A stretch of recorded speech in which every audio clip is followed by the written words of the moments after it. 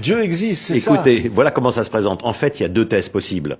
Il y a une première thèse, c'est l'univers est uniquement matériel et il n'y a pas de Dieu. C'est la première thèse, et c'est la thèse matérialiste. Et puis il y a une deuxième thèse, c'est Dieu a créé le monde. Aujourd'hui, la thèse matérialiste, qui est une croyance, les gens n'y pensent pas.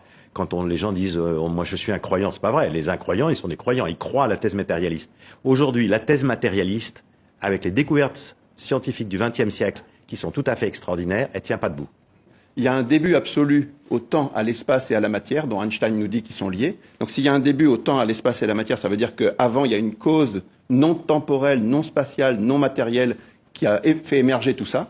Et puis, chose très importante, dans les 50 dernières années, on s'aperçoit qu'il y a des réglages absolument fous dans l'univers, que les données initiales de l'univers sont absolument réglées d'une manière fantastique, et pareil pour les lois de la physique et les lois de la biologie. Et ce réglage fin est tellement fantastique que même les athées parlent de miracle. Ouais. Et donc, à la fin, si vous mettez les deux choses en balance, vous avez un début et un réglage. La solution la plus évidente, c'est qu'il y a un esprit intelligent qui est à l'origine de tout ça.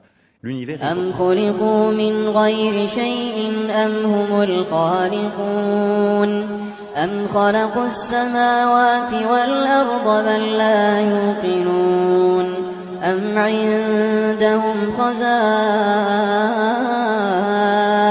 ربك أم هم المسيطرون أم لهم سلم يستمعون فيه فليأت مستمعهم بسلطان مبين. L'univers, il repose sur une trentaine de nombres purs qui sont des constantes. Par exemple, la vitesse de la lumière. Pourquoi la vitesse de la lumière est-elle celle-là?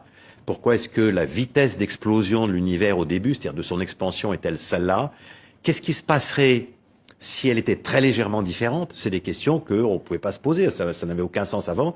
Non seulement maintenant on peut se les poser, mais on peut se résoudre. On sait que, par exemple, sur la vitesse d'expansion de l'univers au moment du premier instant, si la 15e décimale avait été un point au-dessus ou un point en dessous, la 15e décimale, l'univers n'existerait pas. Donc, le réglage de l'univers est incroyable. Oui. Donc vous dites pas de hasard, vous dites c'est pas possible. Non, parce que le hasard peut exister quand il y a une infinité de possibilités de solutions, mais l'univers est unique, donc il peut pas y avoir de hasard là-dedans, ça marche pas. Toutes les théories. إنا كل شيء خلقناه بقدر وما أمرنا إلا واحدة كلمح بالبصر. Oui. Toutes les théories athées de tous les temps ont dit le temps est infini dans le passé, la matière a toujours existé. Bon, mais ça, c'est fini. On peut plus penser ça scientifiquement.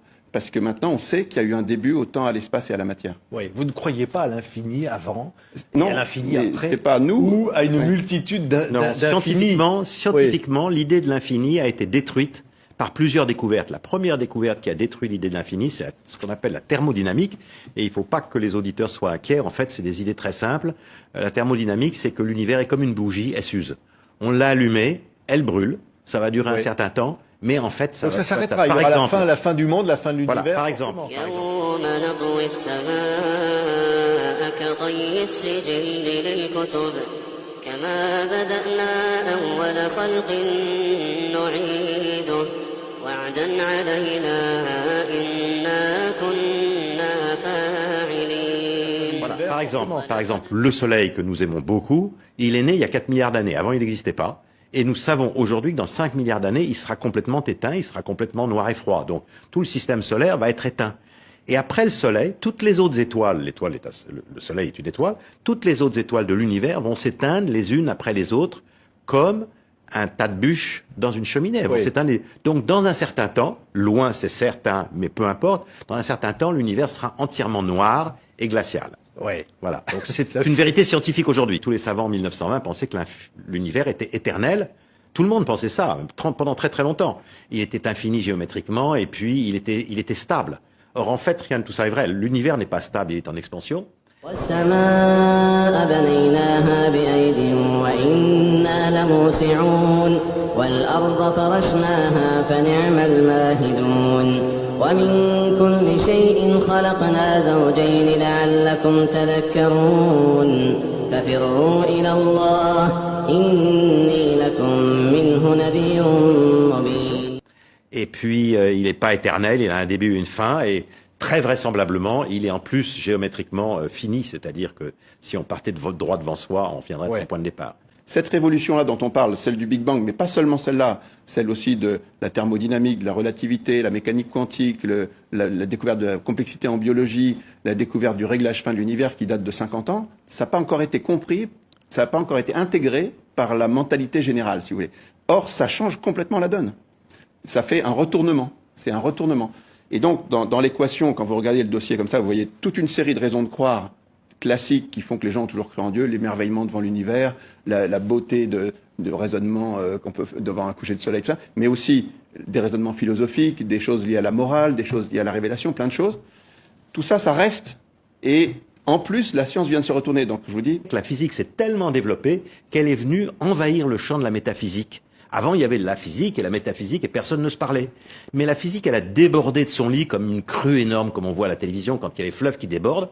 La physique et les mathématiques ont débordé de leur lit et ils sont venus envahir le champ de la métaphysique. Et ça, c'est très amusant. Le passage de l'inerte au vivant est la vraie question. C'est une vraie question. Comment est-ce qu'on est passé de la matière à la première cellule vivante ? Et ce qui est très intéressant, c'est que pendant très longtemps, là aussi, les gens croyaient des choses. Ils pensaient qu'il y avait une soupe primitive, qu'il fallait touiller une soupe primitive, de la chauffer, de mettre du méthane, des molécules, peut-être de mettre quelques décharges de foudre dedans, de l'électromagnétisme, des courants électriques. Pendant 30 ans, il y a des savants qui ont essayé de touiller des soupes primitives. Puis après, on a découvert que la moindre cellule était avec de l'ARN, de l'ADN, des ribosomes qui sont de véritables ordinateurs.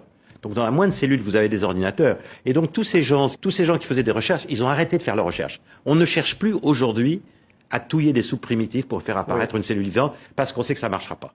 يا أيها الناس ضرب مثل فاستمعوا له إن الذين تدعون من دون الله لن يخلقوا ذبابا ولو اجتمعوا له وإن يسلبهم الذباب شيئا لا يستنقذوه منه ضعف الطالب والمطلوب ما قدروا الله حق قدره إن الله لقوي عزيز